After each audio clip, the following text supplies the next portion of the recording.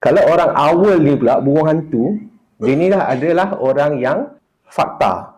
Jadi kalau kita buat konten, tak ada fakta, dia akan rasa macam tak percaya lah. Ya je kau ni kan. Kalau sembang, lipas tu boleh terbang. Kalau lipas tu tukar benda lain kan. Jadi owl ni, dia orang yang berpaksikan fakta. Jadi orang peacock ni pula, kalau kita tengok burung merak ni kan, perangai dia macam mana?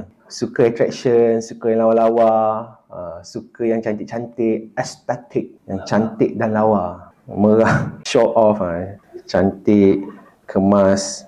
Kalau orang yang eagle ni pula, kalau kita tengok karakteristik burung eagle ni, kalau kita nak posisikan dia ni macam mana? Okay. Eagle ni dia more to dia firm lah, dia firm. Kalau contoh orang yang nak jadi leader kan, dia punya personality, dia kena ada eagle punya personality, leadership punya ni, firm leadership gitu. Jadi kalau kita nak buat konten, nak target orang-orang eagle ni, dia kena macam straightforward je.